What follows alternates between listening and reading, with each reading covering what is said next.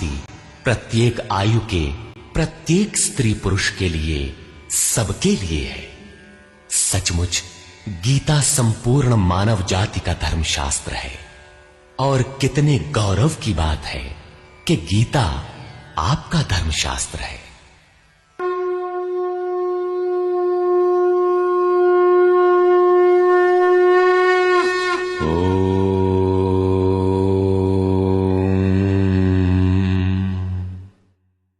श्री परमात्मने नमः। यथार्थ गीता, श्रीमद् भगवत गीता, अथ चतुर्थोऽध्याय। अध्याय 3 में योगेश्वर श्री कृष्ण ने आश्वस्त किया था कि दोष दृष्टि से रहित होकर जो भी मानव श्रद्धा युक्त हो मेरे मत के अनुसार चलेगा, वो कर्मों के बंधन से भली प्रकार छूट जाएगा। कर्म बंधन से मुक्ति दिलाने की क्षमता योग, ज्ञान योग या कर्म योग दोनों में है। योग में ही युद्ध संचार निहित है।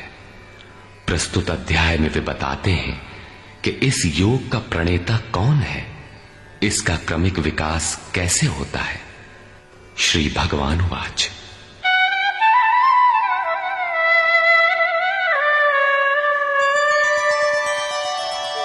इमं विवस्वते योगं प्रोक्तवानहमव्ययम् विवस्वान्मनवे प्राह मनुरिक्ष्वाकवे ब्रवीत्। अर्जुन, मैंने इस अविनाशी योग को कल्प के आदि में विवस्वान अर्थात सूर्य के प्रति कहा। विवस्वान ने मनु से और मनु ने इक्ष्वाकु से कहा। किसने कहा? मैंने। श्री कृष्ण कौन थे? एक योगी, तत्व स्थित महापुरुष ही इस अविनाशी योग को कल्प के आरंभ में अर्थात भजन के आरंभ में विवस्वान अर्थात जो विवश हैं ऐसे प्राणियों से कहता है, सुरा में संचार कर देता है। यहां सूर्य एक प्रतीक है, क्योंकि सुरा में ही वो परम प्रकाश स्वरूप है और वहीं उसके पाने का विधान है। वास्तविक प्रकाशदाता अर्थात सूर्य वहीं है। ये योग अविनाशी है। योगेश्वर श्री कृष्ण ने कहा था कि इसमें आरंभ का नाश नहीं होता। इस योग का आरंभ भर कर दें तो ये पूर्णत्व दिलाकर ही शांत होता है। शरीर का कल्प औषधियों द्वारा होता है, किंतु आत्मा का भजन से होता है। भजन का आरंभ ही आत्मकल्प का आदि है। ये साधन भजन भी किसी महापुरुष की ही देन है। मोह निशा में अचेत आदिम मानव, जिसमें भजन का कोई संस्कार नहीं है, योग के विषय में जिसने कभी सोचा तक नहीं, ऐसा मनुष्य किसी महापुरुष को देखता है तो उनके दर्शन मात्र से, उनकी वाणी से, टूटी फूटी सेवा और सानिध्य से योग के संस्कार उसमें संचारित हो जाते हैं। गोस्वामी तुलसीदास जी इसी को कहते हैं, जे चितिये प्रभु जिन्ह प्रभु हेरे, ते सब भये परम पद जोगु। योगेश्वर श्री कृष्ण कहते हैं कि ये योग मैंने आरंभ में सूर्य से कहा। चक्षोः सूर्यो अजायत। महापुरुष के दृष्टि निक्षेप मात्र से योग के संस्कार सुरा में प्रसारित हो जाते हैं। स्वयं प्रकाश स्ववश परमेश्वर का निवास सबके हृदय में है। सुरा अर्थात श्वास के निरोध से ही उसकी प्राप्ति का विधान है। सुरा में संस्कारों का सृजन ही सूर्य के प्रति कहना है। समय आने पर यह संस्कार मन में स्फुरित होगा। यही सूर्य का मन से कहना है। मन में स्फुरित होने पर महापुरुष के उस वाक्य के प्रति इच्छा जागृत हो जाएगी। यदि मन में कोई बात है तो उसे पाने की इच्छा अवश्य होगी। यही मनु का इक्ष्वाकु से कहना है। लालसा होगी कि वो नियत कर्म करें जो अविनाशी है, जो कर्म बंधन से मोक्ष दिलाता है। ऐसा है तो किया जाए और आराधना गति पकड़ लेती है। गति पकड़कर ये योग कहां पहुंचाता है, इस पर कहते हैं, एवं परंपरा प्राप्तम् इमं राजर्षयो विदुः सकाले नेह महता योगो नष्टः परन्तप। इस प्रकार किसी महापुरुष द्वारा संस्कार रहित पुरुषों की सुरा में, सुरा से मन में, मन से इच्छा में और इच्छा तीव्र होकर क्रियात्मक आचरण में ढलकर ये योग क्रमशः उत्थान करते करते राजर्षि श्रेणी तक पहुंच जाता है। उस अवस्था में जाकर विदित होता है। इस स्तर के साधक में रिद्धियों सिद्धियों का संचार होता है। वो योग इस महत्वपूर्ण काल में इसी लोक अर्थात शरीर में प्रायः नष्ट हो जाता है। इस सीमा रेखा को कैसे पार किया जाए? क्या इस विशेष स्थल पर पहुंचकर सभी नष्ट हो जाते हैं? श्री कृष्ण कहते हैं, नहीं, जो मेरा आश्रित है, मेरा प्रिय भक्त है, अनन्य सखा है, वो नष्ट नहीं होता।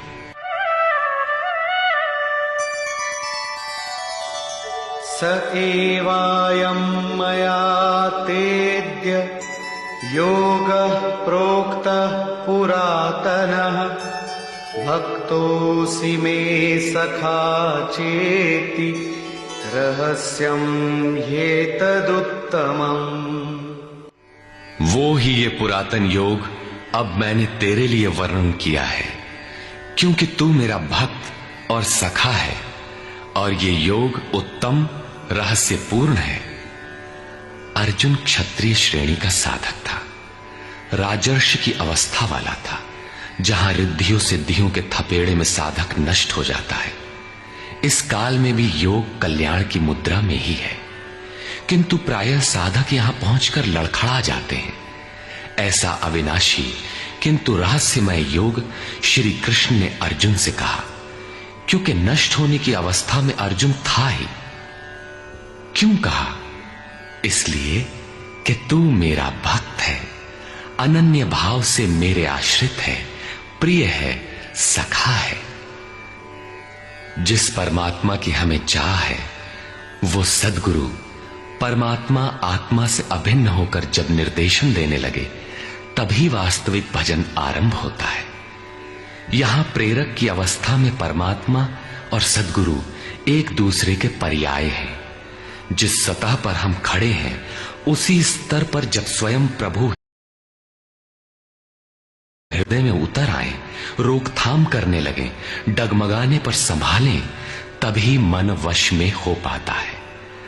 मन बस होई तबहि जब प्रेरक प्रभु बरजे।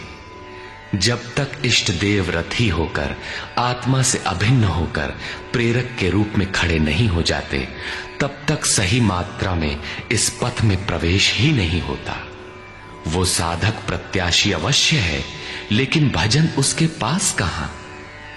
पूज्य गुरुदेव भगवान कहा करते थे, हो हम कई बार नष्ट होते होते बच गए, भगवान ने ही बचा लिया। भगवान ने ऐसे समझाया, ये कहा। हमने पूछा, महाराज जी, क्या भगवान भी बोलते हैं, बातचीत करते हैं? बोले, हां, हो भगवान ऐसे बतियावत हैं जैसे हम तुम बतियाई, घंटों बतियाई और क्रम न टूटे।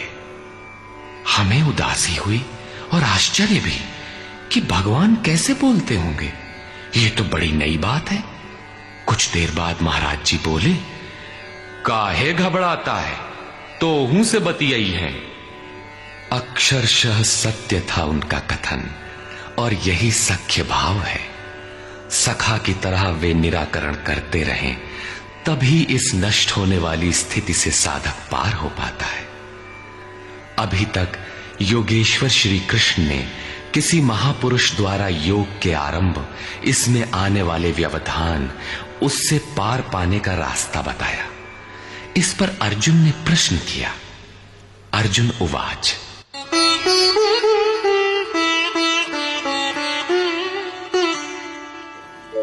अपरं भवतो जन्म परं जन्म विवस्वतः कथमेतद्विजानीयाम् त्वमादौ प्रोक्तवानिति।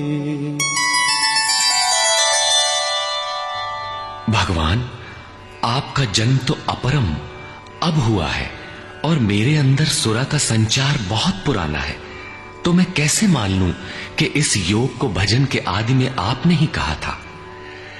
इस पर योगेश्वर श्री कृष्ण महाराज बोले। श्री भगवान वाच।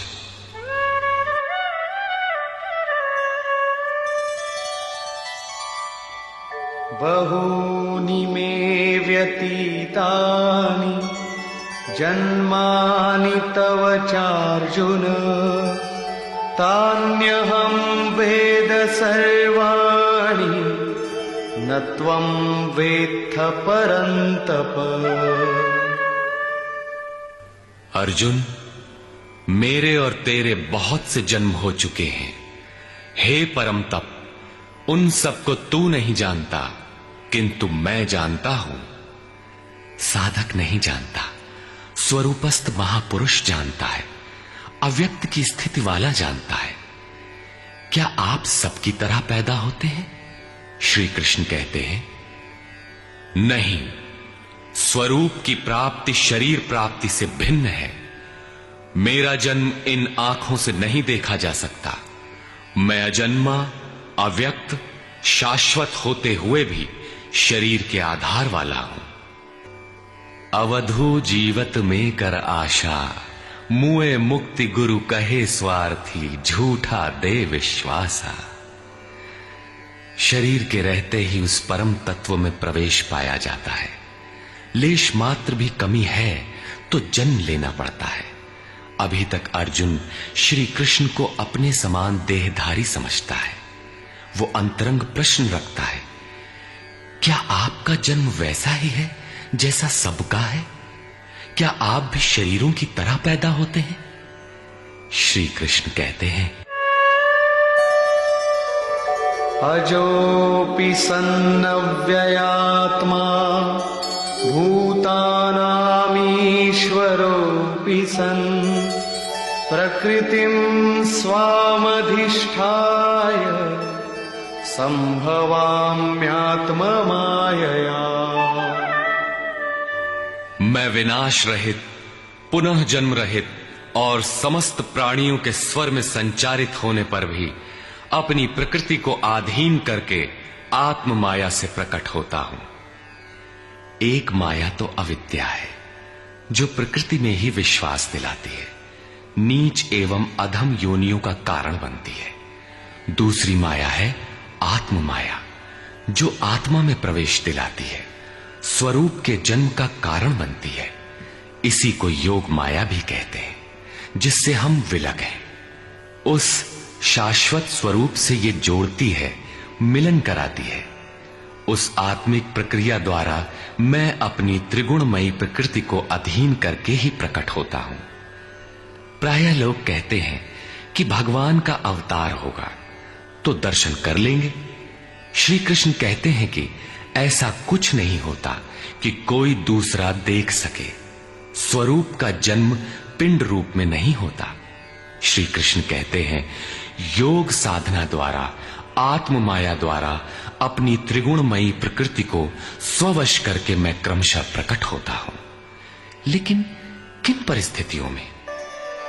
यदा यदा हि धर्मस्य ग्लानिर्भवति भारत अभ्युत्थानमधर्मस्य तदात्मानं सृजाम्यहम्।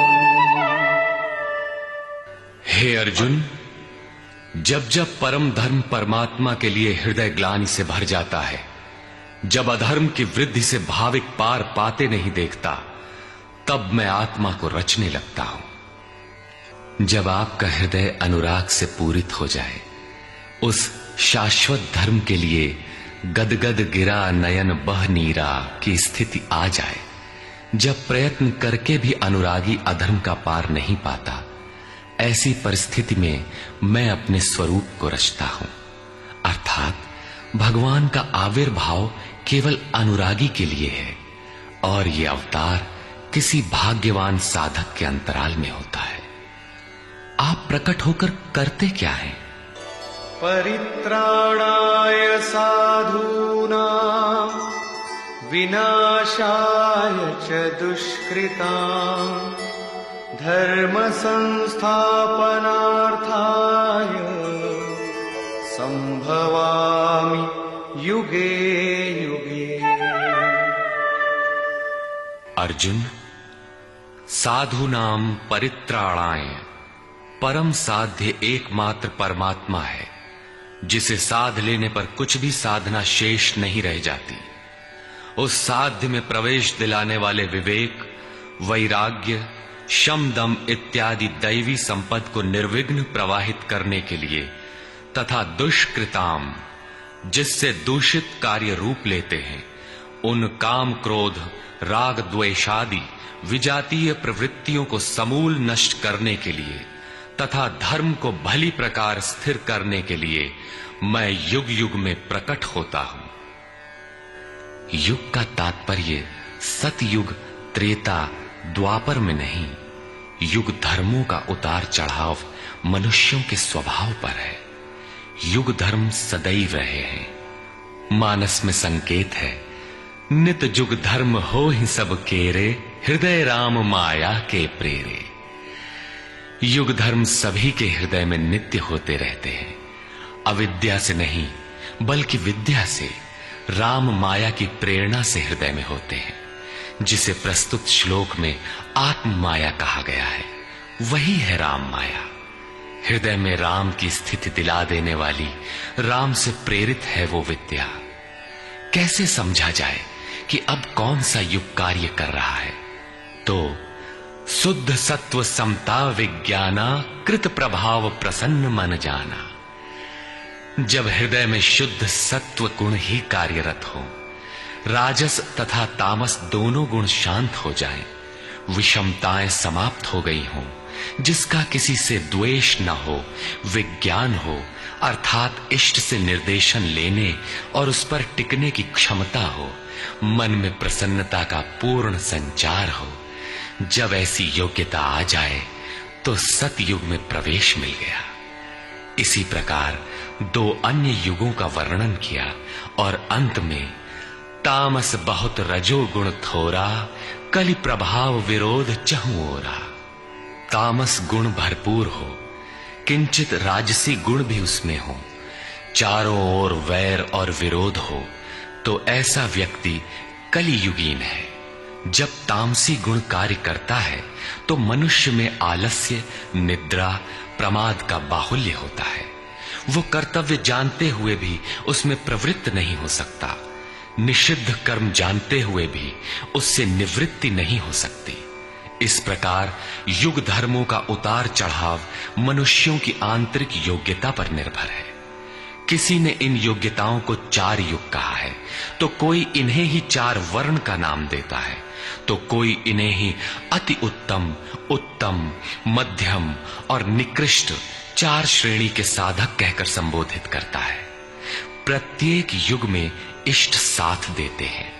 हां, उच्च श्रेणी में अनुकूलता की भरपूरता प्रतीत होती है, निम्न युगों में सहयोग क्षीण प्रतीत होता है।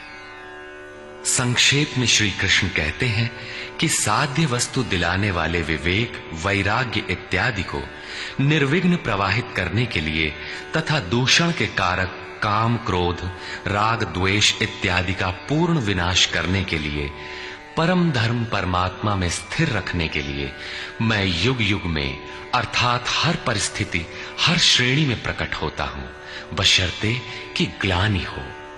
जब तक इष्ट समर्थन न दे तब तक आप समझ ही नहीं सकेंगे कि विकारों का विनाश हुआ अथवा अभी कितना शेष है। प्रवेश से पराकाष्ठा पर्यंत इष्ट हर श्रेणी में, हर योग्यता के साथ रहते हैं। उनका प्राकट्य अनुरागी के हृदय में होता है। भगवान प्रकट हैं तब तो सभी दर्शन करते होंगे। श्री कृष्ण कहते हैं, नहीं। जन्म कर्म च मे दिव्यम् एवं यो वेत्ति तत्वतः त्यक्त्वा देहं पुनर्जन्म नैति मामेति सोऽर्जुन। अर्जुन, मेरा वो जन्म अर्थात ग्लानि के साथ स्वरूप की रचना तथा मेरा कर्म अर्थात दुष्कृतियों के कारणों का विनाश, साध्य वस्तु को दिलाने वाली क्षमताओं का निर्दोष संचार, धर्म की स्थिरता, ये कर्म और जन्म दिव्य अर्थात अलौकिक है, लौकिक नहीं है। इन चर्म चक्षुओं से उसे देखा नहीं जा सकता, मन बुद्धि से उसे मापा नहीं जा सकता। जब इतना गूढ़ है तो उसे देखता कौन है?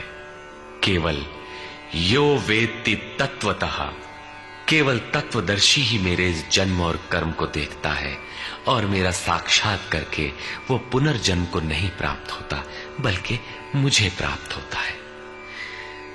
जब तत्वदर्शी ही भगवान के जन्म और कार्य को देख पाता है तो लोग लाखों की संख्या में भीड़ लगाए क्यों खड़े हैं कि कहीं अवतार होगा तो दर्शन करेंगे। क्या आप तत्वदर्शी हैं?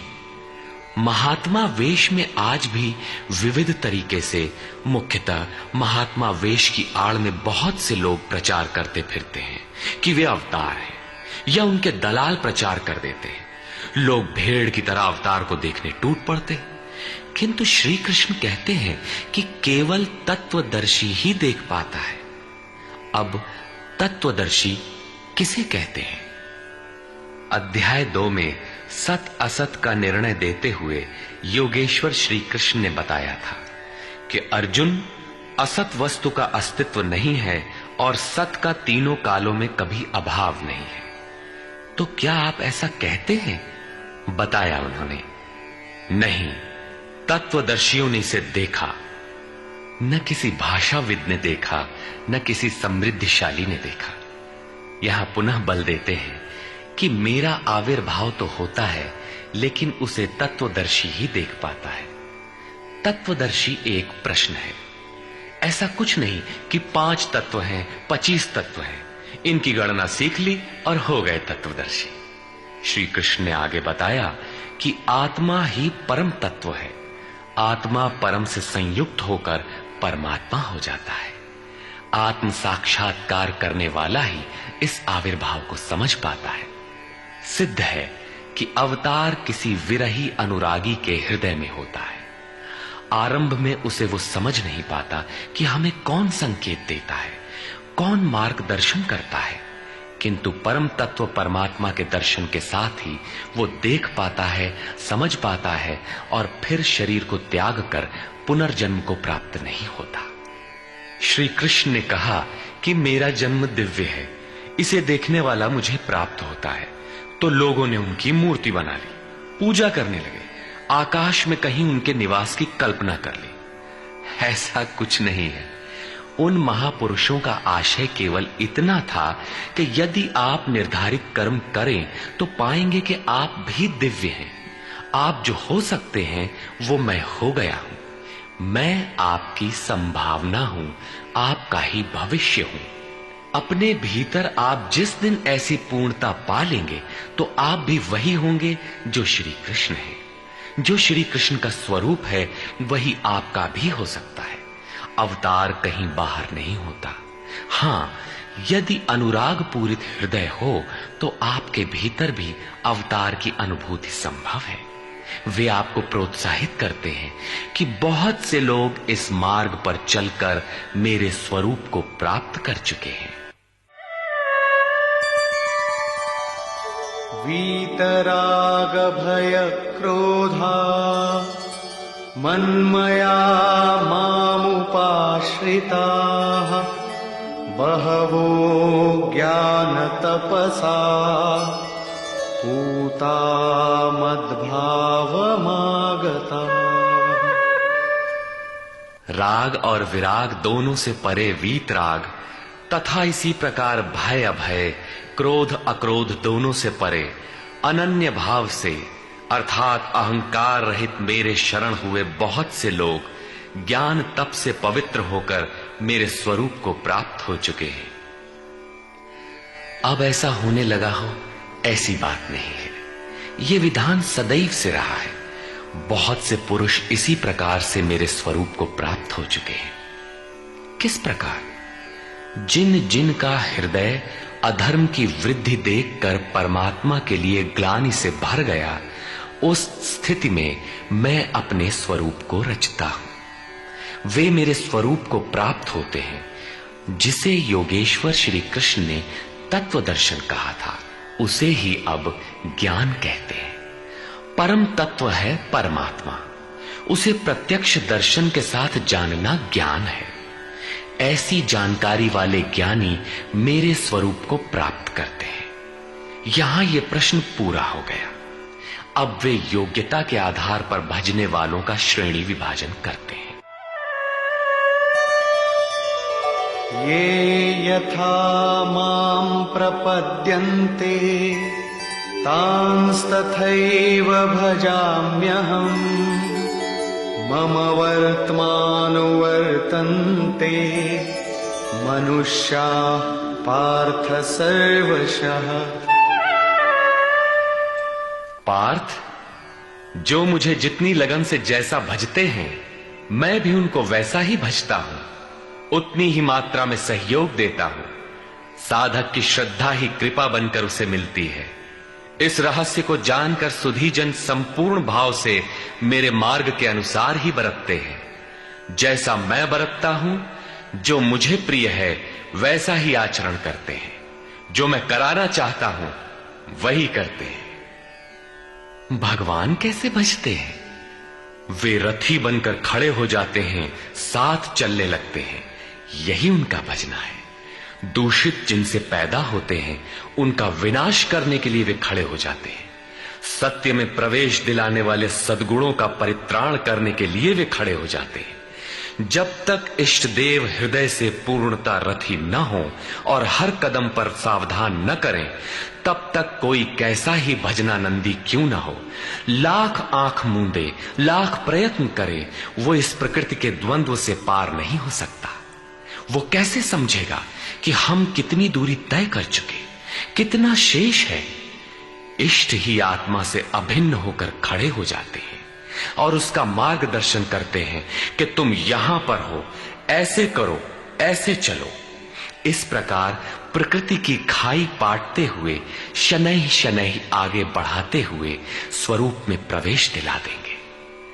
भजन तो साधक को ही करना पड़ता है, किंतु उसके द्वारा इस पथ में जो दूरी तय होती है वो इष्ट की देन है। ऐसा जानकर सभी मनुष्य सर्वतोभावेन मेरा अनुसरण करते हैं। किस प्रकार वे बरतते हैं? कांक्षन्तः कर्मणां सिद्धिं यजन्त इह देवताः क्षिप्रं हि मानुषे लोके सिद्धिर्भवति कर्मजा। वे पुरुष इस मनुष्य शरीर में कर्मों की सिद्धि चाहते हुए देवताओं को पूजते हैं। कर्म कौन सा? श्री कृष्ण ने कहा, अर्जुन तू नियत कर्म कर। नियत कर्म क्या है? यज्ञ की प्रक्रिया ही कर्म है। यज्ञ क्या है? साधना की विधि विशेष, जिसमें श्वास प्रश्वास का हवन, इंद्रियों के बहिर्मुखी प्रवाह को संयमाग्नि में हवन किया जाता है, जिसका परिणाम है परमात्मा। कर्म का शुद्ध अर्थ है आराधना, जिसका स्वरूप इसी अध्याय में आगे मिलेगा। इस आराधना का परिणाम क्या है?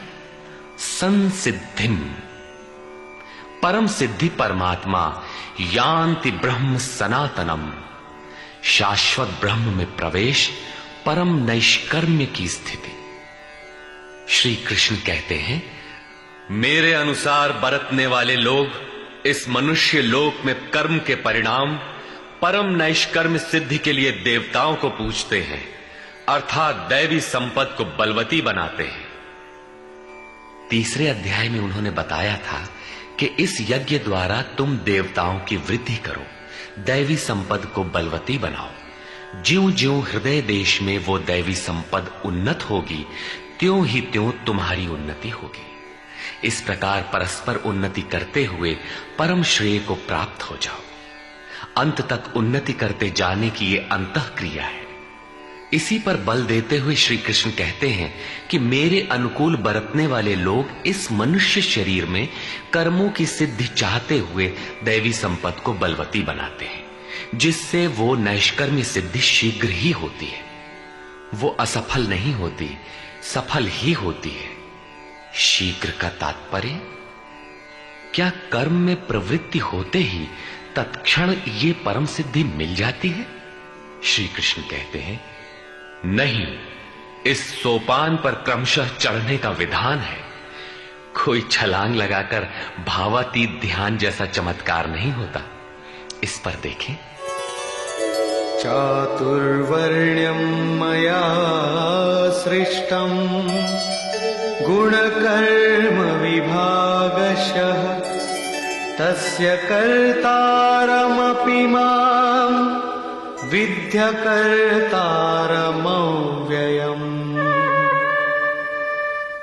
अर्जुन, चातुर्वर्ण्यम मया सृष्टम, 4 वर्णों की रचना मैंने की। तो क्या मनुष्यों को 4 भागों में बांट दिया? श्री कृष्ण कहते हैं, नहीं, गुण कर्म विभागशः, गुणों के माध्यम से कर्म को 4 भागों में बांटा।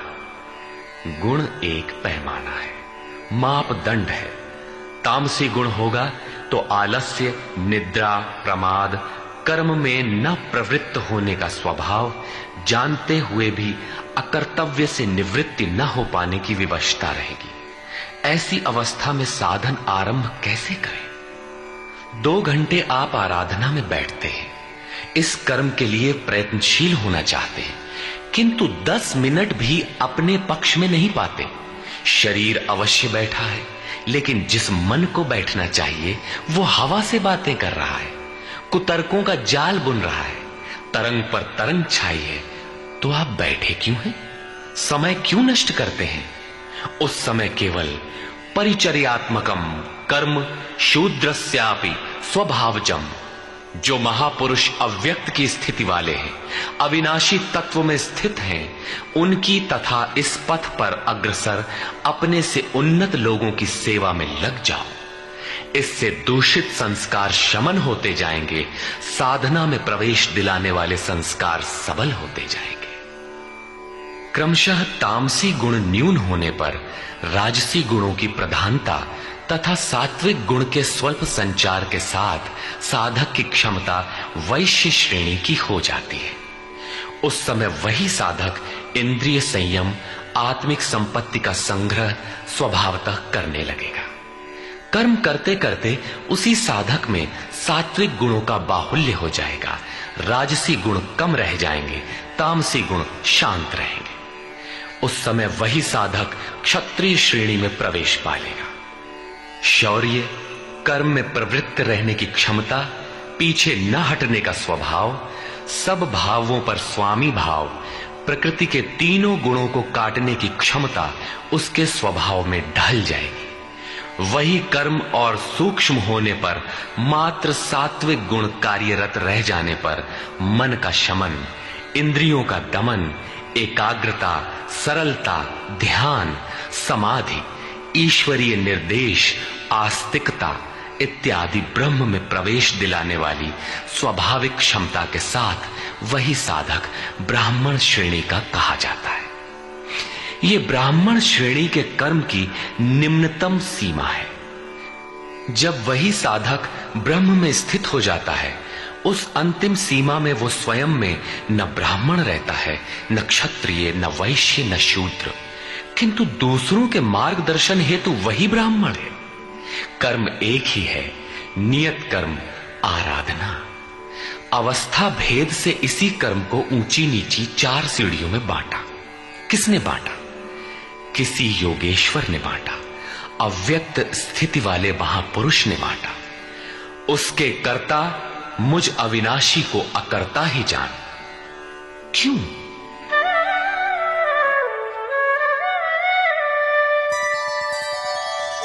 न मां कर्माणि लिम्पन्ति न मे कर्मफले स्पृहा इति मां योऽभिजानाति कर्मभिर्न स बध्यते। क्योंकि कर्मों के फल में मेरी स्पृहा नहीं है। कर्मों का फल क्या है? श्री कृष्ण ने पीछे बताया था कि यज्ञ जिससे पूरा होता है उस क्रिया का नाम कर्म है, और पूर्ति काल में यज्ञ जिसकी रचना करता है उस ज्ञानामृत को पान करने वाला शाश्वत सनातन ब्रह्म में प्रवेश पा लेता है। कर्म का परिणाम है परमात्मा। उस परमात्मा की चाह भी अब मुझे नहीं है, क्योंकि वो मुझसे भिन्न नहीं है। मैं अव्यक्त स्वरूप हूं, उसी की स्थिति वाला हूं। अब आगे कोई सत्ता नहीं जिसके लिए इस कार्य पर स्नेह रखूं। इसलिए कर्म मुझे लिपायमान नहीं करते, और इसी स्तर से जो भी मुझे जानता है, अर्थात जो कर्मों के परिणाम परमात्मा को प्राप्त कर लेता है, उसे भी कर्म नहीं बांधते। जैसे श्री कृष्ण, वैसे उस स्तर से जानने वाला महापुरुष।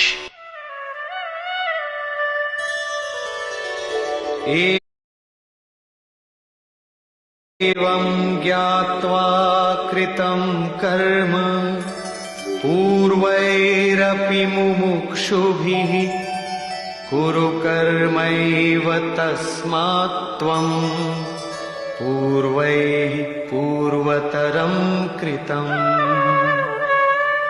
अर्जुन, पहले होने वाले मोक्ष की इच्छा वाले पुरुषों द्वारा भी यही जानकर कर्म किया गया। क्या जानकर? यही कि जब कर्मों का परिणाम परमात्मा भिन्न न रह जाए, कर्मों के परिणाम परमात्मा की स्पृहा न रह जाने पर उस पुरुष को कर्म नहीं बांधते। श्री कृष्ण इसी स्थिति वाले हैं, इसलिए वे कर्म से लिपायमान नहीं होते, और उसी स्तर से हम जान लेंगे तो हमें भी कर्म नहीं बांधेगा। जैसा श्री कृष्ण, ठीक उसी स्तर से जो भी जान लेगा, वैसा ही वो पुरुष भी कर्म बंधन से मुक्त हो जाएगा। अब श्री कृष्ण भगवान, महात्मा, अव्यक्त, योगेश्वर या महायोगेश्वर जो भी रहे हो, वो स्वरूप सबके लिए है। यही समझकर पहले के मुमुक्षु पुरुषों ने, मोक्ष की इच्छा वाले पुरुषों ने कर्म पर कदम रखा। इसलिए अर्जुन, तू भी पूर्वजों द्वारा सदा से किए हुए इसी कर्म को कर। यही कल्याण का एकमात्र मार्ग है। अभी तक योगेश्वर श्री कृष्ण ने कर्म करने पर बल दिया, किंतु यह स्पष्ट नहीं किया कि कर्म क्या है। अध्याय 2 में उन्होंने कर्म का नाम मात्र लिया कि अब इसी को तू निष्काम कर्म के विषय में सुन। उसकी विशेषताओं का वर्णन किया कि यह जन्म मरण के महान भय से रक्षा करता है। कर्म करते समय सावधानी का वर्णन किया, लेकिन यह नहीं बताया कि कर्म क्या है। अध्याय 3 में उन्होंने कहा कि ज्ञान मार्ग अच्छा लगे या निष्काम कर्म योग, कर्म तो करना ही पड़ेगा। न कर्मों को त्यागने से कोई ज्ञानी होता है, और न कर्म को न आरंभ करने से कोई निष्कर्मी। हठवश जो नहीं करते वे दंभी है। इसलिए मन से इंद्रियों को वश में करके कर्म कर। कौन सा कर्म करे? तो बताया नियत कर्म कर। अब ये निर्धारित कर्म है कौन? तो बोले यज्ञ की प्रक्रिया ही नियत कर्म है। एक नवीन प्रश्न दिया कि यज्ञ क्या है जिसे करें तो कर्म हो जाए। वहां भी यज्ञ की उत्पत्ति बताई, उसकी विशेषताओं का वर्णन किया, किंतु यज्ञ नहीं बताया जिससे कर्म को समझा जा सके। अभी तक यह स्पष्ट नहीं हुआ कि कर्म क्या है। अब कहते हैं कि अर्जुन, कर्म क्या है, अकर्म क्या है, इस विषय में बड़े बड़े विद्वान भी मोहित हैं। उसे भली प्रकार समझ लेना चाहिए। किं कर्म किमकर्मेति कवयोऽप्यत्र मोहिताः तत्ते कर्म प्रवक्ष्यामि यज्ञात्वा मोक्ष्यसे शुभात्। कर्म क्या है और अकर्म क्या है, इस विषय में बुद्धिमान पुरुष भी मोहित हैं।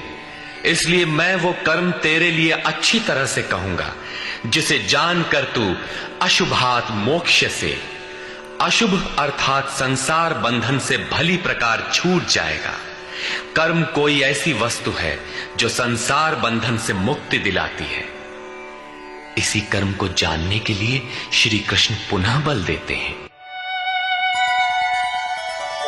कर्मणो ह्यपि बोद्धव्यं च विकर्मणः अकर्मणश्च बोद्धव्यं गहना कर्मणो गतिः। कर्म का स्वरूप भी जानना चाहिए, अकर्म का स्वरूप भी समझना चाहिए, और विकर्म अर्थात विकल्प शून्य विशेष कर्म जो आप्त पुरुषों द्वारा होता है उसे भी जानना चाहिए, क्योंकि कर्म की गति गहन है। कतिपय लोगों ने विकर्म का अर्थ निषिद्ध कर्म, मन लगाकर किया गया कर्म इत्यादि किया है। वस्तुतः यहां वि उपसर्ग विशिष्टता का द्योतक है। प्राप्ति के पश्चात महापुरुषों के कर्म विकल्प शून्य होते हैं। आत्मस्थित, आत्म तृप्त, आत्मकाम महापुरुषों को न तो कर्म करने से कोई लाभ है और न छोड़ने से कोई हानि ही है। फिर भी वे पीछे वालों के हित के लिए कर्म करते हैं। ऐसा कर्म विकल्प शून्य है, विशुद्ध है, और यही कर्म विकर्म कहलाता है। उदाहरणार्थ, गीता में जहां भी किसी कार्य में वि उपसर्ग लगा है उसकी विशेषता का द्योतक है, निष्कृष्टता का नहीं। यथा योग युक्तो विशुद्धात्मा विजितात्मा जितेंद्रिय। अभी आपने विकर्म देखा, रहा कर्म और अकर्म, जिसे अगले श्लोक में समझने का प्रयास करें। यदि यहां कर्म अकर्म का विभाजन नहीं समझ सके तो कभी नहीं समझ सकेंगे। कर्मण्यकर्म यः पश्येत् अकर्मणि च कर्म यः स बुद्धिमान् मनुष्येषु स युक्तः कृत्स्न कर्म कृत्। जो पुरुष कर्म में अकर्म देखे, कर्म माने आराधना अर्थात आराधना करे, और ये भी समझे कि करने वाला मैं नहीं हूं बल्कि गुणों की अवस्था ही चिंतन में हमें नियुक्त करता है, मैं इष्ट द्वारा संचालित हूं, ऐसा देखे। और जब इस प्रकार अकर्म देखने की क्षमता आ जाए और धारावाहिक रूप से कर्म होता रहे, तभी समझना चाहिए कि कर्म सही दिशा में हो रहा है। वही पुरुष मनुष्यों में बुद्धिमान है, मनुष्यों में योगी है, योग से युक्त बुद्धि वाला है और संपूर्ण कर्मों का करने वाला है। उसके द्वारा कर्म करने में लेश मात्र भी त्रुटि नहीं रह जाती। कर्म का अर्थ है भजन, कर्म का अर्थ है योग साधना को भली प्रकार संपादित करना, जिसका विशद वर्णन इसी अध्याय में आगे आ रहा है। यहां कर्म और अकर्म का केवल विभाजन किया गया, जिससे कर्म करते समय यस्य सर्वे समारंभाः कामसंकल्पवर्जिताः ज्ञानाग्निदग्धकर्माणम् तमाहुः पंडितं बुधाः। अर्जुन, यस्य सर्वे समारंभाः, जिस पुरुष के द्वारा संपूर्णता से आरंभ की हुई क्रिया काम संकल्प वर्जिता क्रमशः उत्थान होते होते इतनी सूक्ष्म हो गई कि वासना और मन के संकल्प विकल्प से ऊपर उठ गई। कामना और संकल्पों का निरोध होना मन की विजेतावस्था है। अतः कर्म कोई ऐसी वस्तु है जो इस मन को कामना और संकल्प विकल्प से ऊपर उठा देता है। उस समय ज्ञानाग्नि दग्ध कर्माणम, अंतिम संकल्प के भी शमन के साथ जिसे हम नहीं जानते, जिसे जानने के लिए हम इच्छुक थे, उस परमात्मा की प्रत्यक्ष जानकारी हो जाती है। क्रियात्मक पथ पर चलकर परमात्मा की प्रत्यक्ष जानकारी का नाम ही ज्ञान है। उस ज्ञान के साथ ही दग्ध कर्माणम, कर्म सदा के लिए दग्ध हो जाते हैं। जिसे पाना था पा लिया, आगे कोई सत्ता नहीं जिसकी शोध करे, इसलिए कर्म करके ढूंढे भी तो किसे। उस जानकारी के साथ कर्म की आवश्यकता समाप्त हो जाती है। ऐसी स्थिति वालों को ही बोध स्वरूप महापुरुषों ने पंडित कहकर संबोधित किया है। उनकी जानकारी पूर्ण है। ऐसी स्थिति वाला महापुरुष करता क्या है, रहता कैसे है, उसकी रहनी पर प्रकाश डालते हैं। त्यक्त्वा कर्मफलासंगम नित्य तृप्तो निराश्रयः कर्मण्यभिप्रवृत्तोऽपि नैव किंचित् करोति सः।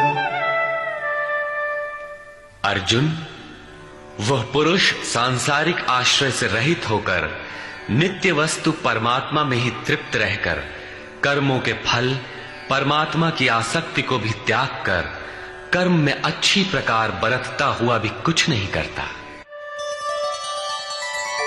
निराशीर्यत चित्तात्मा त्यक्त सर्व परिग्रहः शारीरं केवलं कर्म कुर्वन्नाप्नोति किल्बिषम्।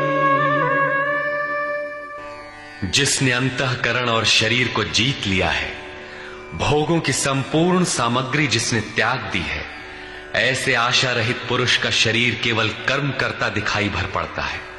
वस्तुतः वो करता धरता कुछ नहीं, इसलिए पाप को प्राप्त नहीं होता। वो पूर्णत्व को प्राप्त है, इसलिए आवागमन को प्राप्त नहीं होता।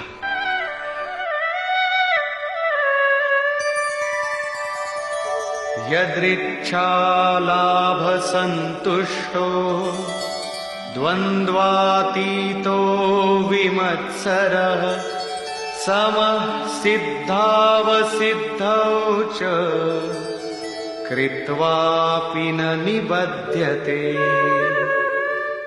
अपने आप जो कुछ भी प्राप्त हो उसी में संतुष्ट रहने वाला, सुख दुख राग द्वेष और हर्ष शोकादि द्वंद्वों से परे, विमत्सरः ईर्ष्या रहित तथा सिद्धि और असिद्धि में समभाव वाला पुरुष कर्मों को करके भी नहीं बंधता। सिद्धि अर्थात जिसे पाना था वो अब भिन्न नहीं है और वो कभी विलग भी नहीं होगा, इसलिए असिद्धि का भी भय नहीं है। इस प्रकार सिद्धि और असिद्धि में समभाव वाला पुरुष कर्म करके भी नहीं बंधता। कौन सा कर्म वो करता है? वही नियत कर्म, यज्ञ की प्रक्रिया। इसी को दोहराते हुए कहते हैं,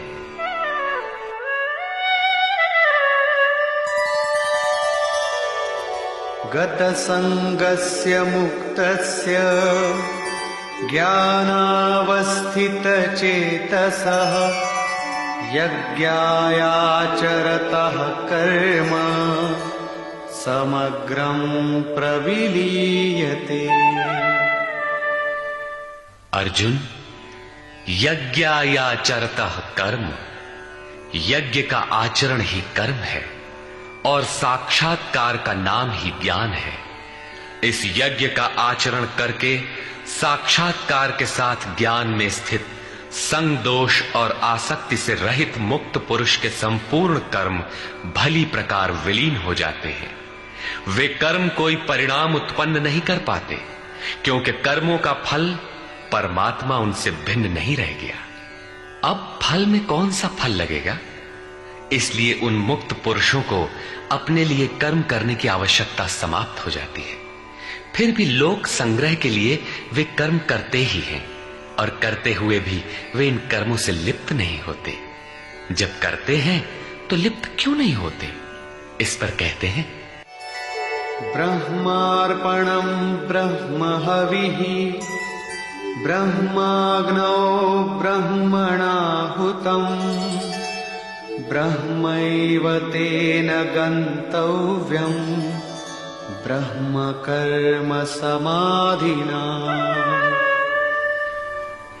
ऐसे मुक्त पुरुष का समर्पण ब्रह्म है, हवि ब्रह्म है, अग्नि भी ब्रह्म ही है। अर्थात ब्रह्म रूप अग्नि में ब्रह्म रूपी कर्ता द्वारा जो हवन किया जाता है वो भी ब्रह्म है। ब्रह्म कर्म समाधिना, जिसके कर्म ब्रह्म का स्पर्श करके समाधिस्थ हो चुके हैं, उसमें विलय हो चुके हैं, ऐसे महापुरुष के लिए जो प्राप्त होने योग्य है वो भी ब्रह्म ही है। वो कर्ता धर्ता कुछ नहीं, केवल लोक संग्रह के लिए कर्म में बरतता है। ये तो प्राप्ति वाले महापुरुष के लक्षण हैं, किंतु कर्म में प्रवेश लेने वाले प्रारंभिक साधक कौन सा यज्ञ करते हैं? अब यहां उसी यज्ञ को स्पष्ट करते हैं।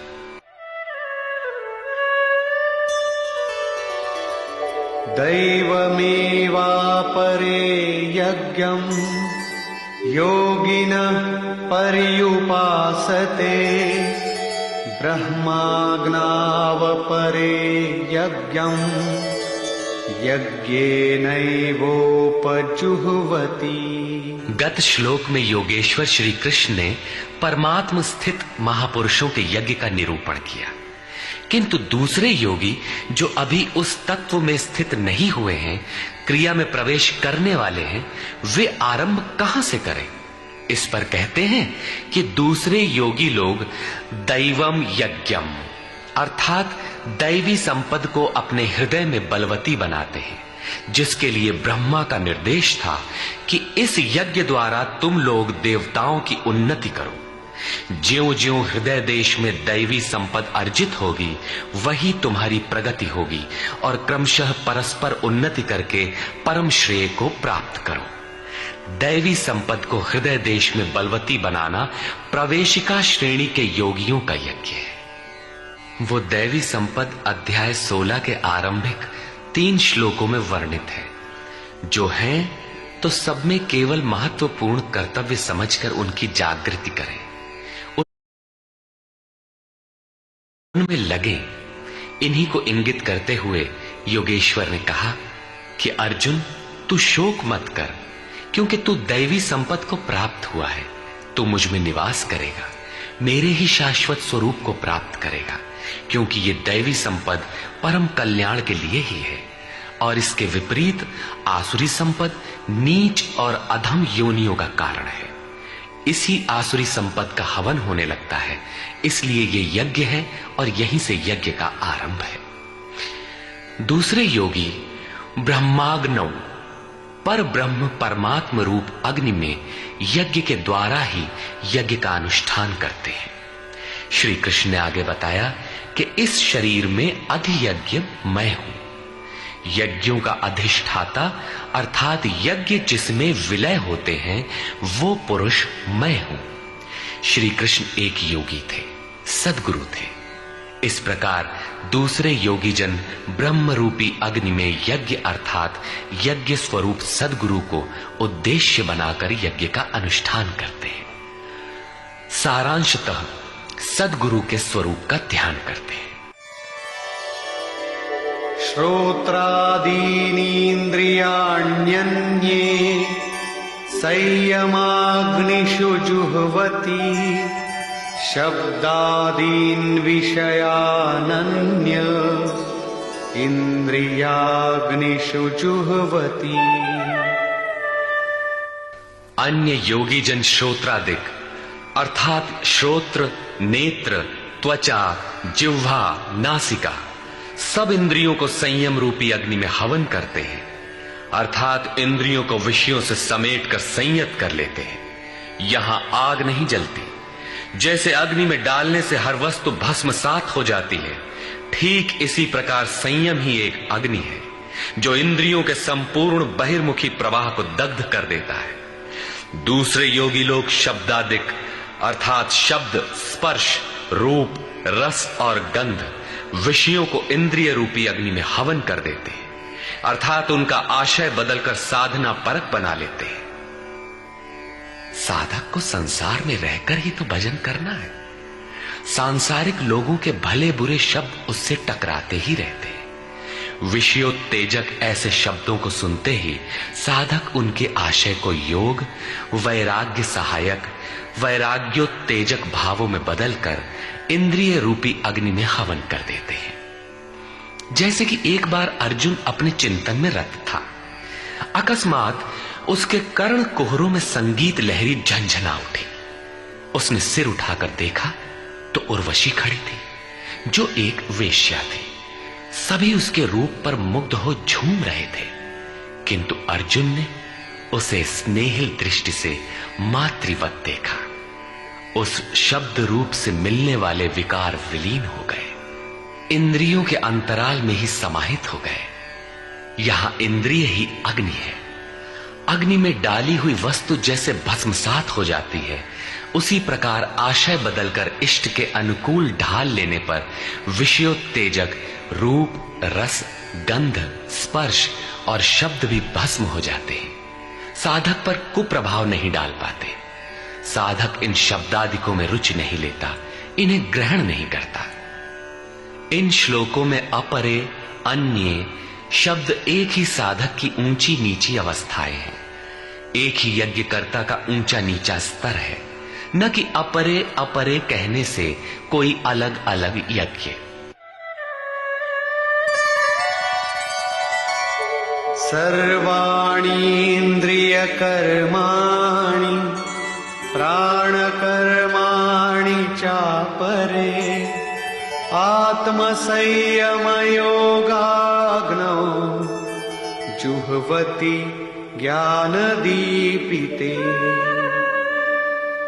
अभी तक योगेश्वर ने जिस यज्ञ की चर्चा की, उसमें क्रमशः दैवी संपत्ति को अर्जित किया जाता है। इंद्रियों की संपूर्ण चेष्टाओं का संयम किया जाता है। बलात् विषयोत्तेजक शब्दादिकों के टकराने पर भी उनका आशय बदलकर उनसे बचा जाता है। इससे उन्नत अवस्था होने पर दूसरे योगी जन संपूर्ण इंद्रियों की चेष्टाओं तथा प्राण के व्यापार को साक्षात्कार सहित ज्ञान से प्रकाशित परमात्म स्थिति रूपी योगाग्नि में हवन करते हैं। जब संयम की पकड़ आत्मा के साथ तद्रूप हो जाती है, प्राण और इंद्रियों का व्यापार भी शांत हो जाता है, उस समय विषयों को उद्दीप्त करने वाली और इष्ट में प्रवृत्ति दिलाने वाली दोनों धाराएं आत्मसात हो जाती हैं। परमात्मा में स्थिति मिल जाती है, यज्ञ का परिणाम निकल आता है। ये है यज्ञ की पराकाष्ठा। जिस परमात्मा को पाना था उसी में स्थिति आ गई तो शेष क्या रहा। पुनः योगेश्वर श्री कृष्ण यज्ञ को भली प्रकार समझाते हैं। द्रव्य यज्ञास्तपो यज्ञा योग यज्ञास्तथा परे स्वाध्याय ज्ञान यज्ञाश्च यतयः संशितव्रता। अनेक लोग द्रव्य यज्ञ करते हैं, अर्थात आत्मपथ में महापुरुषों की सेवा में पत्र पुष्प अर्पण करते हैं। वे समर्पण के साथ महापुरुषों की सेवा में द्रव्य लगाते हैं। श्री कृष्ण आगे कहते हैं कि भक्ति भाव से पत्र पुष्प फल जल जो कुछ भी मुझे देता है उसे मैं खाता हूं और उसका परम कल्याण सृजन करने वाला होता हूं। ये भी यज्ञ ही है। हर आत्मा की सेवा करना, भूले हुए को आत्मपथ पर लाना द्रव्य यज्ञ है, क्योंकि प्राकृतिक संस्कारों को जलाने में समर्थ है। इसी प्रकार कई पुरुष तपोयज्ञ, स्वधर्म पालन में इंद्रियों को तपाते हैं, अर्थात स्वभाव से उत्पन्न क्षमता के अनुसार यज्ञ की निम्न और उन्नत अवस्थाओं के बीच तपते हैं। इसी पथ की अल्पज्ञता में पहली श्रेणी का साधक शूद्र परिचर्या द्वारा, वैश्य दैवी संपद के संग्रह द्वारा, क्षत्रिय काम क्रोधादि के उन्मूलन द्वारा और ब्राह्मण ब्रह्म में प्रवेश की योग्यता के स्तर से इंद्रियों को तपाता है। सबको एक जैसा परिश्रम करना पड़ता है। वास्तव में यज्ञ एक ही है, अवस्था के अनुसार ऊंची नीची श्रेणियां गुजरती जाती है। पूज्य महाराज जी कहते थे, मन सहित इंद्रियों और शरीर को लक्ष्य के अनुरूप तपाना ही तप कहलाता है। ये लक्ष्य से दूर भागेंगे, इन्हें समेटकर उधर ही लगाओ। अनेक पुरुष योग यज्ञ का आचरण करते हैं। प्रकृति में भटकती हुई आत्मा का प्रकृति से परे परमात्मा से मिलन का नाम योग है। योग की परिभाषा अध्याय 6/23 में दृष्टव्य है। सामान्यतः दो वस्तुओं का मिलन योग कहलाता है। कागज से कलम मिल गया, थाली और मेज मिल गए तो क्या योग हो गया? नहीं, ये तो पंचभूतों से निर्मित पदार्थ है, एक ही है, दो कहां? दो प्रकृति और पुरुष हैं। प्रकृति में स्थित आत्मा अपने ही शाश्वत रूप परमात्मा में प्रवेश पा जाता है तो प्रकृति पुरुष में विलीन हो जाती है। यही योग है। अतः अनेक पुरुष इस मिलन में सहायक शम, दम इत्यादि नियमों का भली प्रकार आचरण करते हैं। योग यज्ञ करने वाले तथा अहिंसादि तीक्ष्ण व्रतों से युक्त यत्नशील पुरुष स्वाध्याय ज्ञान यज्ञाश्च स्वयं का अध्ययन, स्वरूप का अध्ययन करने वाले ज्ञान यज्ञ के करता है। यहां योग के अंगों अर्थात यम, नियम, आसन, प्राणायाम, प्रत्याहार, धारणा, ध्यान और समाधि, इनको अहिंसादि तीक्ष्ण व्रतों से निर्दिष्ट किया गया है। अनेक लोग स्वाध्याय करते हैं। पुस्तक पढ़ना तो स्वाध्याय का आरंभिक स्तर मात्र है। विशुद्ध स्वाध्याय है स्वयं का अध्ययन, जिससे स्वस्वरूप की उपलब्धि होती है, जिसका परिणाम है ज्ञान अर्थात साक्षात्कार। यज्ञ का अगला चरण बताते हैं। अपाने जुह्वति प्राणं प्राणे पानं तथा परे प्राणापान गतिरुद्ध्वा प्राणायाम परायणा। बहुत से योगी अपान वायु में प्राण वायु का हवन करते हैं और उसी प्रकार प्राण वायु में अपान वायु का हवन करते हैं। इससे सूक्ष्म अवस्था हो जाने पर अन्य योगी जन प्राण और अपान दोनों की गति रोककर प्राणायाम के परायण हो जाते हैं। जिसे श्री कृष्ण प्राण अपान कहते हैं, उसी को महात्मा बुद्ध अनापान कहते हैं। इसी को उन्होंने श्वास प्रश्वास भी कहा है। प्राण वो श्वास है जिसे आप भीतर खींचते हैं और अपान वो श्वास है जिसे आप बाहर छोड़ते हैं। योगियों की अनुभूति है कि आप श्वास के साथ बाह्य वायुमंडल के संकल्प भी ग्रहण करते हैं और प्रश्वास में इसी प्रकार आंतरिक भले बुरे चिंतन की लहर फेंकते रहते हैं। बाह्य किसी संकल्प का ग्रहण न करना प्राण का हवन है तथा भीतर संकल्पों को न उठने देना अपान का हवन है। न भीतर से किसी संकल्प का स्फुरण हो और न ही बाह्य दुनिया में चलने वाले चिंतन अंदर क्षोभ उत्पन्न कर पाए। इस प्रकार प्राण और अपान दोनों की गति सम हो जाने पर प्राणों का याम अर्थात निरोध हो जाता है। यही प्राणायाम है। ये मन की विजितावस्था है। प्राणों का रुकना और मन का रुकना एक ही बात है। प्रत्येक महापुरुष ने इस प्रकरण को लिया है। वेदों में इसका उल्लेख है। चत्वारि वाक पारमिता पदानि। इसी को पूज्य महाराज जी कहा करते थे। हो, एक ही नाम को 4 श्रेणियों से जपा जाता है। बैखरी, मध्यमा, पश्यंती और परा। बैखरी उसे कहते हैं जो व्यक्त हो जाए। नाम का इस प्रकार उच्चारण हो कि आप सुने और बाहर कोई बैठा हो तो उसे भी सुनाई पड़े। मध्यमा अर्थात मध्यम स्वर में जप, जिसे केवल आप ही सुने, बगल में बैठा हुआ व्यक्ति भी उस उच्चारण को सुन न सके। ये उच्चारण कंठ से होता है। धीरे धीरे नाम की धुन बन जाती है, डोर लग जाती है। साधना और सूक्ष्म हो जाने पर पश्यंती अर्थात नाम देखने की अवस्था आ जाती है। फिर नाम को जपा नहीं जाता, यही नाम श्वास में ढल जाता है। मन को दृष्टा बनाकर खड़ा कर दें, देखते बढ़ रहे कि सांस कहती क्या है। सांस आती है कब, बाहर निकलती है कब, कहती है क्या? महापुरुषों का कहना है कि ये सांस नाम के सिवाय और कुछ कहती ही नहीं। साधक नाम का जप नहीं करता, केवल उससे उठने वाली धुन को सुनता है। सांस को देखता भर है, इसलिए इसे पश्यंती कहते हैं। पश्यंती में मन को दृष्टा के रूप में खड़ा करना पड़ता है, किंतु साधन और उन्नत हो जाने पर सुनना भी नहीं पड़ता। एक बार सुरत लगा भर दे, स्वतः सुनाई देगा। जपय न जपावे अपने से आवे, न स्वयं जपो न मन को सुनने के लिए बाध्य करो, और जप चलता रहे। इसी का नाम है अजपा। ऐसा नहीं कि जप प्रारंभ ही न करे और आ गई अजपा। यदि किसी ने जप नहीं प्रारंभ किया तो अजपा नाम की कोई वस्तु भी उसके पास नहीं होगी। अजपा का अर्थ है हम न जपे किंतु जाप हमारा साथ न छोड़े। एक बार सूरत का कांटा लगा भर दे तो जप प्रवाहित हो जाए और अनवरत चलता रहे। इस स्वाभाविक जप का नाम है अजपा, और यही है परावाणी का जप। ये प्रकृति से परे तत्व परमात्मा में प्रवेश दिलाती है। इसके आगे वाणी में कोई परिवर्तन नहीं है।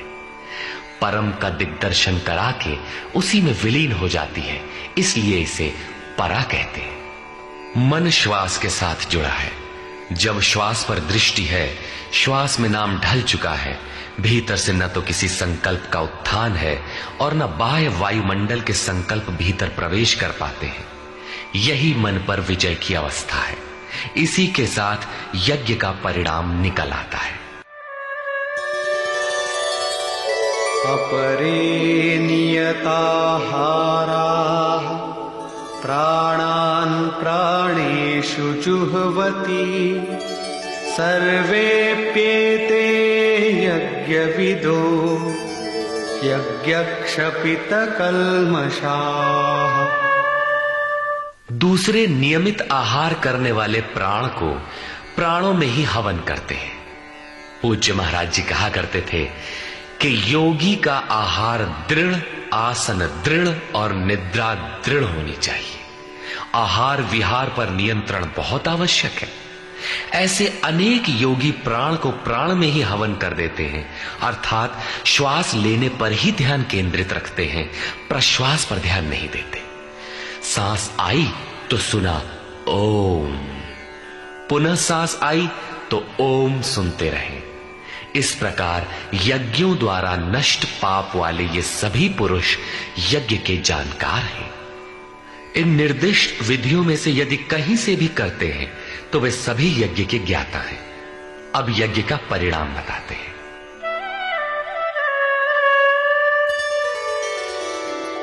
यज्ञशिष्टामृतभुजो यान्ति ब्रह्म सनातनम् नायं लोकोऽस्त्ययज्ञस्य कुतोऽन्यः कुरु सत्तम। कुरुश्रेष्ठ अर्जुन, यज्ञ शिष्टामृत भुज, यज्ञ जिसकी सृष्टि करता है, जिसे अवशेष छोड़ता है, वो है अमृत। उसकी प्रत्यक्ष जानकारी ज्ञान है। उस ज्ञानामृत को भोगने अर्थात प्राप्त करने वाले योगी जन यान्ति ब्रह्म सनातनम, शाश्वत सनातन पर ब्रह्म को प्राप्त होते हैं। यज्ञ कोई ऐसी वस्तु है जो पूर्ण होते ही सनातन पर ब्रह्म में प्रवेश दिला देती है। यज्ञ न करें तो आपत्ति क्या है? श्री कृष्ण कहते हैं कि यज्ञ रहित पुरुष को पुनः ये मनुष्य लोक अर्थात मानव शरीर भी सुलभ नहीं होता, फिर अन्य लोग कैसे सुखदायी होंगे? उसके लिए तो तिर्यक योनियां सुरक्षित हैं, इससे अधिक कुछ नहीं। अतः यज्ञ करना मनुष्य मात्र के लिए नितांत आवश्यक है।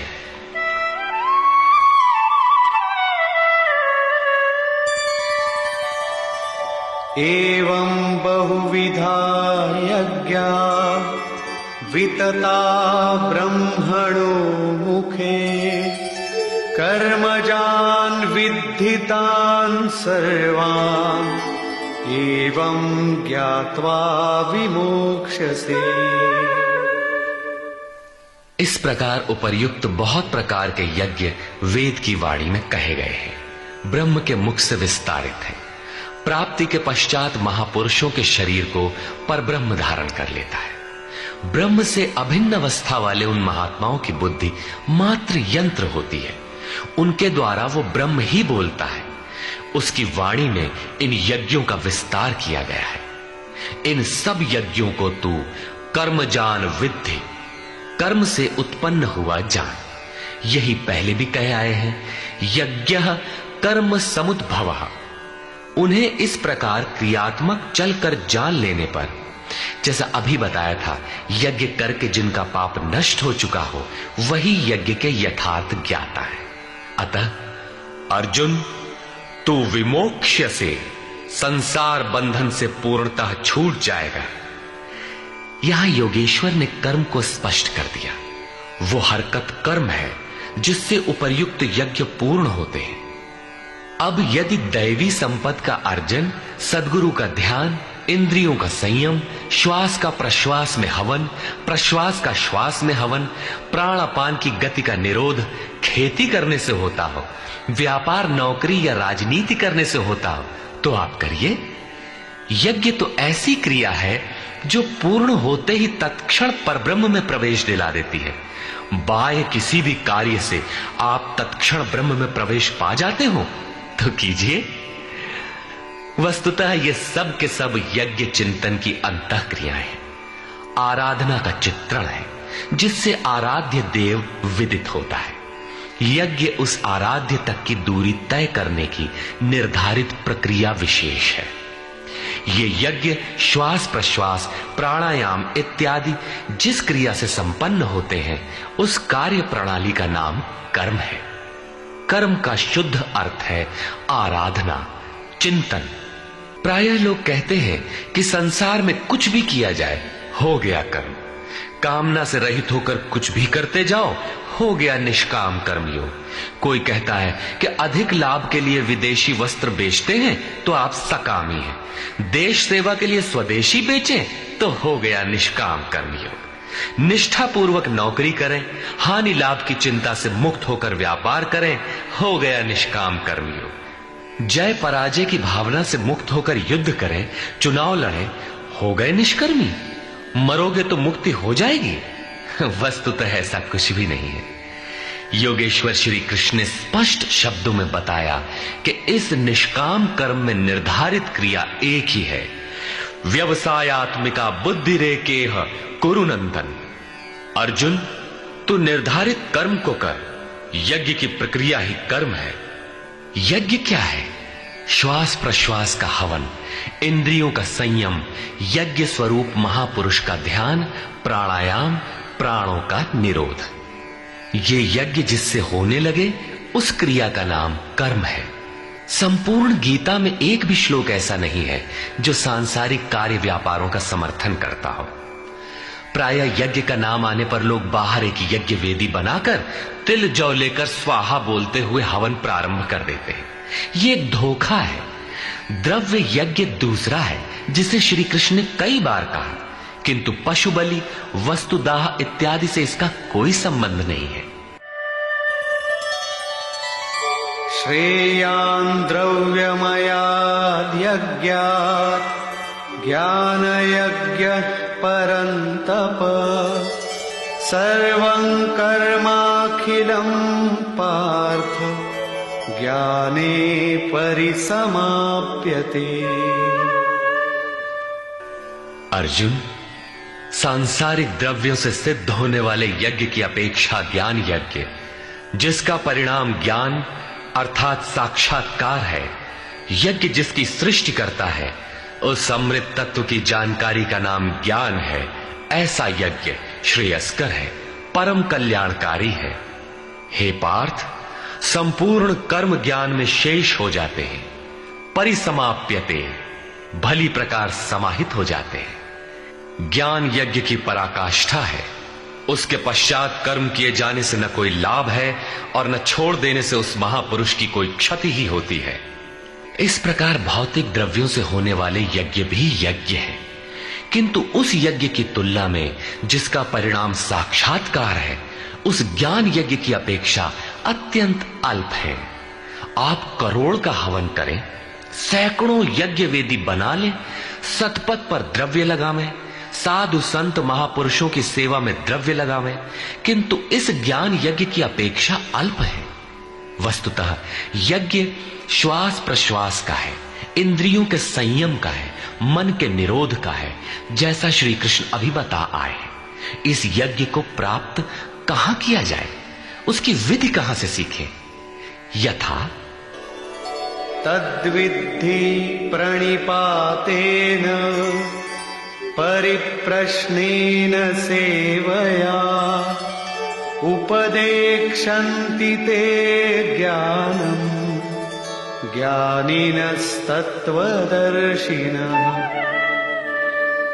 इसलिए अर्जुन, तू तत्वदर्शी महापुरुष के पास जाकर भली प्रकार प्रणत होकर, अर्थात दंडवत प्रणाम करके, अहंकार त्याग कर, शरण होकर, भली प्रकार सेवा करके, निष्कपट भाव से प्रश्न करके तो उस ज्ञान को जान। वे तत्व को जानने वाले ज्ञानी जन तेरे लिए उस ज्ञान का उपदेश करेंगे, साधना पथ पर चलाएंगे।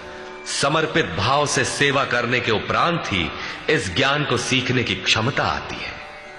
तत्वदर्शी महापुरुष परम तत्व परमात्मा का प्रत्यक्ष दिग्दर्शन करने वाले हैं। वे यज्ञ की विधि विशेष के ज्ञाता हैं और वही आपको भी सिखाएंगे। यदि अन्य यज्ञ होता तो ज्ञानी तत्वदर्शी की क्या आवश्यकता थी? स्वयं भगवान के सामने ही तो अर्जुन खड़ा था। भगवान उसे तत्वदर्शी के पास क्यों भेजते हैं? वस्तुतः श्री कृष्ण एक योगी थे। उनका आशय है कि आज तो अनुरागी अर्जुन मेरे समक्ष उपस्थित है, भविष्य में अनुरागियों को कहीं भ्रम ना हो जाए कि श्री कृष्ण तो चले गए, अब किसकी शरण जाए।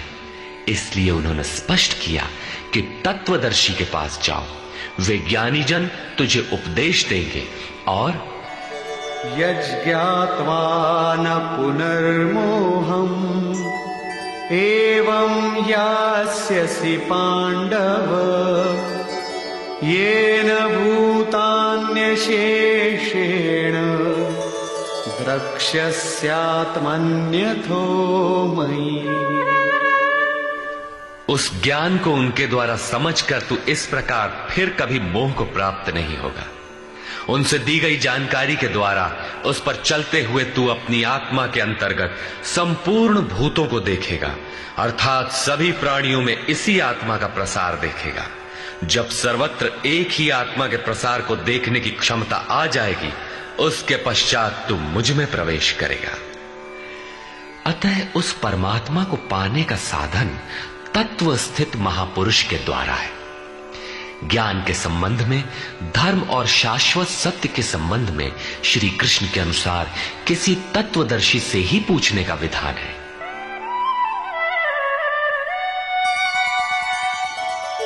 अपि चेदसि पापेभ्यः सर्वेभ्यः पापकृत्तमः सर्वं ज्ञानप्लवेनैव वृजिनं संतरिष्यसि।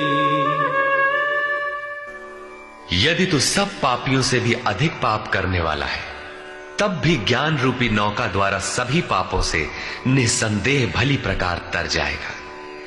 इसका आशय आप ये न लगा ले कि अधिक से अधिक पाप करके कभी भी तर जाएंगे। श्री कृष्ण का आशय मात्र यही है कि कहीं आप भ्रम में न रहे कि हम तो बड़े पापी हैं, हमसे पार नहीं लगेगा। ऐसी कोई गुंजाइश न निकाल लें। इसलिए श्री कृष्ण प्रोत्साहन और आश्वासन देते हैं कि सब पापियों के पापों के समूह से भी अधिक पाप करने वाला हो, फिर भी तत्वदर्शियों से प्राप्त ज्ञान रूपी नौका द्वारा तो निसंदेह संपूर्ण पापों को अच्छी प्रकार पार कर जाएगा। किस प्रकार?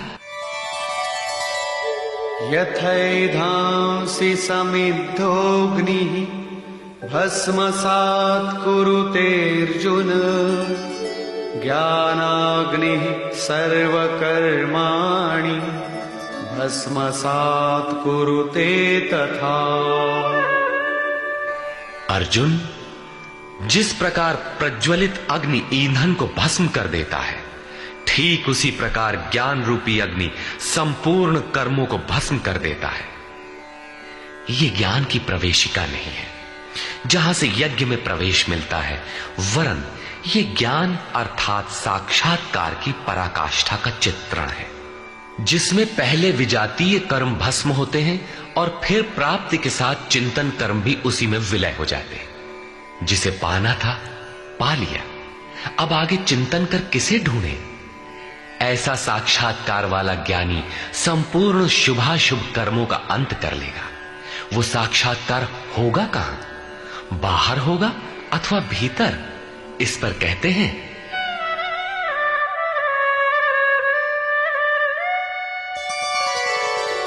नहि ज्ञानेन सदृशं पवित्रमिह विद्यते तत्स्वयं योग संसिद्धः कालेनात्मनि विन्दति। इस संसार में ज्ञान के समान पवित्र करने वाला निसंदेह कुछ भी नहीं है। उस ज्ञान अर्थात साक्षात्कार को तू स्वयं, दूसरा नहीं, योग की परिपक्व अवस्था में, आरंभ में नहीं, अपनी आत्मा के अंतर्गत हृदय देश में ही अनुभव करेगा, बाहर नहीं। इस ज्ञान के लिए कौन सी योग्यताएं अपेक्षित हैं? योगेश्वर के ही शब्दों में, श्रद्धावान् लभते ज्ञानं तत्परः संयतेन्द्रियः ज्ञानं लब्ध्वा परां शान्तिम् अचिरेणाधिगच्छति। श्रद्धावान, तत्पर तथा संयतेंद्रिय पुरुष ही ज्ञान प्राप्त कर पाता है। भावपूर्वक जिज्ञासा नहीं है तो तत्वदर्शी की शरण जाने पर भी ज्ञान नहीं प्राप्त होता। केवल श्रद्धा ही पर्याप्त नहीं है, श्रद्धावान शिथिल प्रयत्न भी हो सकता है। अतः महापुरुष द्वारा निर्दिष्ट पथ पर तत्परता से अग्रसर होने की लगन आवश्यक है। इसके साथ ही संपूर्ण इंद्रियों का संयम अनिवार्य है। जो वासनाओं से विरत नहीं है उसके लिए साक्षात्कार अर्थात ज्ञान की प्राप्ति कठिन है। केवल श्रद्धावान आचरणरत संयतेंद्रिय पुरुष ही ज्ञान प्राप्त करता है। ज्ञान को प्राप्त कर वो तत्क्षण परम शांति को प्राप्त हो जाता है, जिसके पश्चात कुछ भी पाना शेष नहीं रहता। और जहां श्रद्धा नहीं है, अज्ञश्चाश्रद्दधानश्च संशयात्मा विनश्यति नायं लोकोऽस्ति न परो न सुखं संशयात्मनः। अज्ञानी जो यज्ञ के विधि विशेष से अनभिज्ञ है एवं श्रद्धा रहित तथा संशय युक्त पुरुष इस परमार्थ पथ से भ्रष्ट हो जाता है। उनमें भी संशय युक्त पुरुष के लिए न तो सुख है, न पुनः मनुष्य शरीर है और न परमात्मा ही। अतः तत्वदर्शी महापुरुष के पास जाकर इस पथ के संशयों का निवारण कर लेना चाहिए, अन्यथा वे वस्तु का परिचय कभी नहीं पाएंगे। फिर पाता कौन है? योग संन्यस्त कर्माणं ज्ञान संचिन्न संशयम् आत्मवन्तं न कर्माणि निबध्नन्ति धनंजय। जिसके कर्म योग द्वारा भगवान में समाहित हो चुके हैं, जिसका संपूर्ण संशय परमात्मा की प्रत्यक्ष जानकारी द्वारा नष्ट हो गया है, परमात्मा से संयुक्त ऐसे पुरुष को कर्म नहीं बांधते। योग के द्वारा ही कर्मों का शमन होगा, ज्ञान से ही संशय नष्ट होगा। इसीलिए श्री कृष्ण कहते हैं, तस्मादज्ञान संभूतम् हृत्स्थं ज्ञानासिनात्मनः चित्वैनं संशयं योगम् आतिष्ठोत्तिष्ठ भारत। इसलिए भरतवंशी अर्जुन, तू योग में स्थित हो और अज्ञान से उत्पन्न हुए हृदय में स्थित अपने संशय को ज्ञान रूपी तलवार से काट युद्ध के लिए खड़ा हो। जब साक्षात्कार में बाधक संशय शत्रु मन के भीतर है तो बाहर कोई किसी से क्यों लड़ेगा? वस्तुतः जब आप चिंतन पथ पर अग्रसर होते हैं तब संशय से उत्पन्न बाह्य प्रवृत्तियां बाधा के रूप में स्वाभाविक है। ये शत्रु के रूप में भयंकर आक्रमण करती है। संयम के साथ यज्ञ की विधि विशेष का आचरण करते हुए इन विकारों का पार पाना ही युद्ध है, जिसका परिणाम परम शांति है। यही अंतिम विजय है, जिसके पीछे हार नहीं है। निष्कर्ष, इस अध्याय के आरंभ में योगेश्वर श्री कृष्ण ने कहा कि इस योग को आरंभ में मैंने सूर्य के प्रति कहा, सूर्य ने मनु से और मनु ने इक्ष्वाकु के प्रति कहा और उनसे राजर्षियों ने जाना। मैंने अथवा अव्यक्त स्थिति वाले ने कहा। महापुरुष भी अव्यक्त स्वरूप वाला ही है। शरीर तो उसके रहने का मकान मात्र है। ऐसे महापुरुष की वाणी में परमात्मा ही प्रवाहित होता है। ऐसे किसी महापुरुष से योग सूर्य द्वारा संचारित होता है। उस परम प्रकाश रूप का प्रसार सुरा के अंतराल में होता है, इसलिए सूर्य के प्रति कहा। श्वास में संचारित होकर वे संस्कार रूप में आ गए। सुरा में संचित रहने पर समय आने पर वही मन में संकल्प बनकर आ जाता है। उसकी महत्ता समझने पर मन में उस वाक्य के प्रति इच्छा जागृत होती है और योग कार्य रूप ले लेता है। क्रमशः उत्थान करते करते यह योग रिद्धियों सिद्धियों की राजर्षित्व श्रेणी तक पहुंचने पर नष्ट होने की स्थिति में जा पहुंचता है। किंतु जो प्रिय भक्त हैं, अनन्य सखा हैं, उसे महापुरुष ही संभाल लेते हैं। अर्जुन के प्रश्न करने पर कि आपका जन्म तो अब हुआ है, योगेश्वर श्री कृष्ण ने बताया, अव्यक्त, अविनाशी, अजन्मा और संपूर्ण भूतों में प्रवाहित होने पर भी आत्म माया योग प्रक्रिया द्वारा अपनी त्रिगुणमयी प्रकृति को वश में करके मैं प्रकट होता हूं। प्रकट होकर करते क्या है? साध्य वस्तुओं को परित्राण देने तथा जिनसे दूषित उत्पन्न होते हैं उनका विनाश करने के लिए, परम धर्म परमात्मा को स्थिर करने के लिए मैं आरंभ से पूर्ति पर्यंत पैदा होता हूं। मेरा वह जन्म और कर्म दिव्य है, उसे केवल तत्वदर्शी ही जान पाते हैं। भगवान का आविर्भाव तो कलयुग की अवस्था में ही हो जाता है। यदि सच्ची लगन हो किंतु आरंभिक साधक समझ ही नहीं पाता कि यह भगवान बोल रहे हैं या यूं ही संकेत मिल रहे हैं। आकाश से कौन बोलता है? महाराज जी बताते थे कि जब भगवान कृपा करते हैं, आत्मा से रथी हो जाते हैं, तो खंबे से, वृक्ष से, पत्ते से, शून्य से, हर स्थान से बोलते और संभालते हैं। उत्थान होते होते जब परम तत्व परमात्मा विदित हो जाए, तभी स्पर्श के साथ ही वो स्पष्ट समझ पाता है। इसलिए अर्जुन, मेरे उस स्वरूप को तत्वदर्शियों ने देखा और मुझे जानकर वे तत्क्षण मुझ में ही प्रविष्ट हो जाते हैं, जहां से पुनः आवागमन में नहीं आते। इस प्रकार उन्होंने भगवान के आविर्भाव की विधि को बताया कि वह किसी अनुरागी के हृदय में होता है, बाहर कदापि नहीं। श्री कृष्ण ने बताया, मुझे कर्म नहीं बांधते और इस स्तर से जो जानता है उसे भी कर्म नहीं बांधते। यही समझकर मुमुक्ष पुरुषों ने कर्म का आरंभ किया था कि उस स्तर से जानेंगे तो जैसे श्री कृष्ण, वैसा ही उस स्तर से जानने वाला वह पुरुष, और जान लेने पर वैसा ही वह मुमुक्ष अर्जुन। यह उपलब्धि निश्चित है यदि यज्ञ किया जाए। यज्ञ का स्वरूप बताया, यज्ञ का परिणाम परम तत्व परम शांति बताया। इस ज्ञान को पाया कहां जाए? इस पर किसी तत्वदर्शी के पास जाने और उन्हें विधियों से पेश आने को कहा, जिससे वे महापुरुष अनुकूल हो जाए। योगेश्वर ने स्पष्ट किया कि वह ज्ञान तू स्वयं आचरण करके पाएगा, दूसरे के आचरण से तुझे नहीं मिलेगा। वह भी योग की सिद्धि के काल में प्राप्त होगा, प्रारंभ में नहीं। वह ज्ञान अर्थात साक्षात्कार हृदय देश में होगा, बाहर नहीं। श्रद्धालु, तत्पर, संयतेंद्रिय एवं संशय रहित पुरुष ही इसे प्राप्त करता है।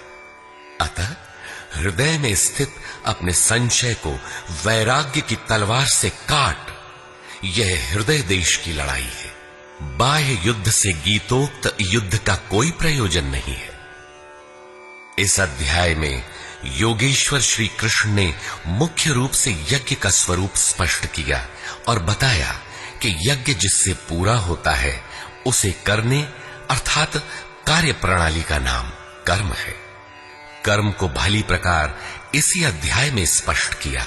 अतः ओम तत्सदिति श्रीमद् भगवद गीता सूपनिषत्सु ब्रह्म विद्यायाम योग शास्त्रे श्री कृष्णार्जुन संवादे यज्ञ कर्म स्पष्टीकरण नाम चतुर्थो अध्यायः। इस प्रकार स्वामी अड़गड़ानंद कृत श्रीमद् भगवद गीता के भाष्य यथार्थ गीता का चौथा अध्याय पूर्ण होता है। पूज्य भगवान महावीर तथागत भगवान बुद्ध विज्ञ होते हुए भी लोक भाषाओं में गीता के ही संदेशवाहक हैं। आत्मा सत्य है और पूर्ण संयम से आत्मस्थिति का विधान है, ये गीता का ही विचार है। बुद्ध ने उसी तत्व को सर्वज्ञ तथा अविनाशी पद कहकर गीता के ही विचार को पुष्ट किया है।